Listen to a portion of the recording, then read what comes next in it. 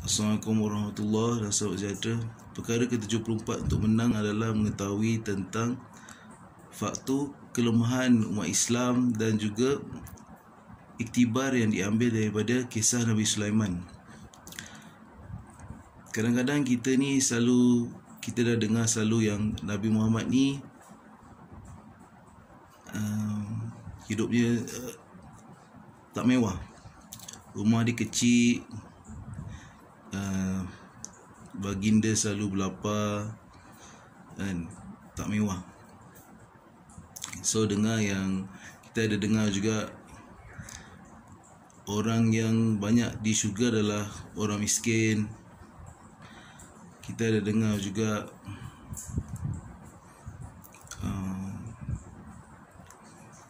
dunia ni kita tak boleh pentingkan. Kita lebihkan akhirat. Kita dengar juga orang kaya ni dihisap lama kan. So dia lambat masuk syurga kan, sebab dia dihisap, duit dia dihisap. So sehingga pada zaman 80-an ada juga yang golongan-golongan agama yang tak mau belajar sains sebab merasakan itu adalah pelajaran sekular. So diorang hanya belajar agama saja. Okay. So apa yang berlaku kalau kita hanya belajar agama, hanya bertumpu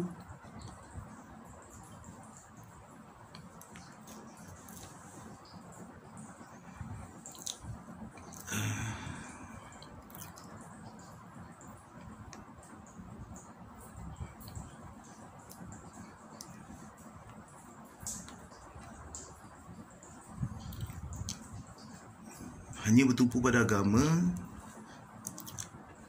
dan terus tinggalkan dunia, ini akan buatkan agama ni menjadi lemah.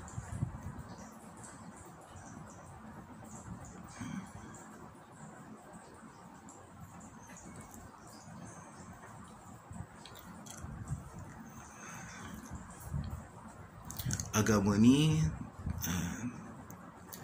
tak kuat.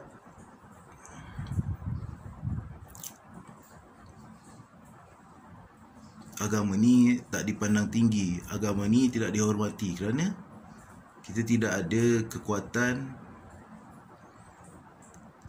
kerana hanya berpandukan ataupun fokus kepada akhirat. Adakah ini yang agama kita ajar sebenarnya? Adakah Nabi Muhammad pernah berkata kita kalah tak apa di dunia, tapi kita menang di akhirat? Ada ke? Tak ada, tak pernah ada. Untuk solusi kepada masalah ini, yang di mana umat Islam merasakan dunia ni tak perlu ada, tak perlu bersungguh hanya pada akhirat, tak perlu belajar sains, tak perlu belajar matematik, tak perlu buat apa-apa untuk dunia ni, hanya tumpu pada akhirat. Nak jadi miskin,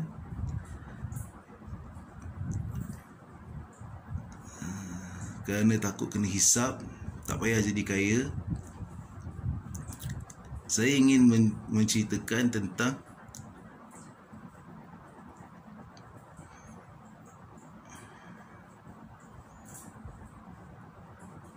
kisah Nabi Sulaiman. Nabi Sulaiman ni adalah seorang anak raja. Bapa Nabi Sulaiman adalah Nabi David. Nabi Sulaiman adalah Solomon.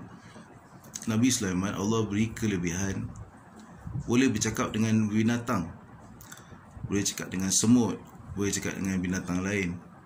Nabi Sulaiman diberi kelebihan boleh bercakap dengan jin, boleh mengerahkan tenaga jin, boleh suruh jin buat kerja. Itu adalah kelebihan Nabi Sulaiman.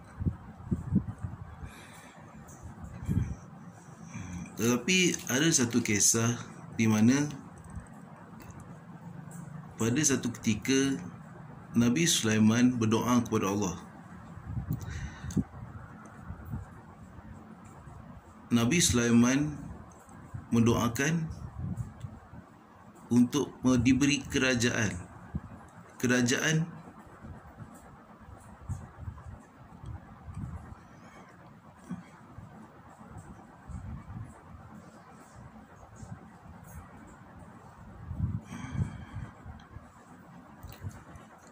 yang paling besar daripada yang dahulu, kerajaan yang paling besar daripada zaman sebelum Nabi Sulaiman, dan kerajaan yang lebih besar daripada kerajaan yang akan datang. Nabi Sulaiman berdoa untuk mendapat kerajaan yang paling besar dalam peradaban manusia.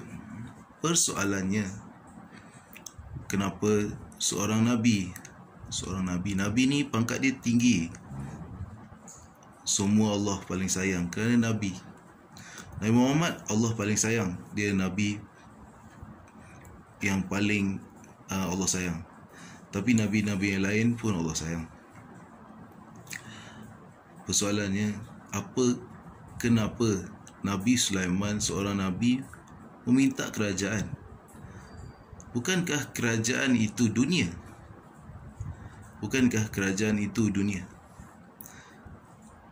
Nabi Sulaiman meminta kerajaan yang paling besar dalam sejarah peradaban manusia, dan Allah Subhanahu Wa Taala memakbulkan doa itu. So Nabi Sulaiman diberikan kerajaan yang paling besar dalam peradaban dunia. Iktibar daripada kisah ini adalah Nabi Sulaiman tidak mahukan dunia. Nabi Sulaiman seorang Nabi pastilah tahu tentang akhirat. Nabi Sulaiman menggunakan kerajaan yang terbesar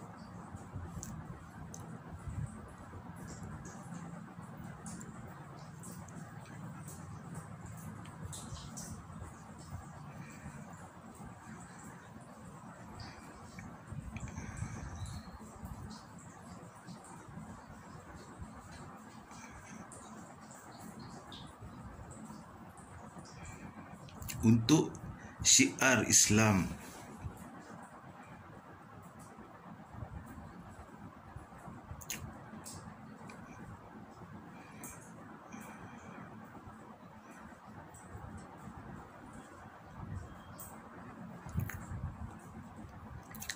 Akhir kata, dunia ini apa-apa saja kelebihan, kekuatan, keindahan, kekayaan, kekuasaan yang kita ada sebagai umat Islam, tapi kelebihan ni kita tujukan kepada akhirat, ia menjadi akhirat.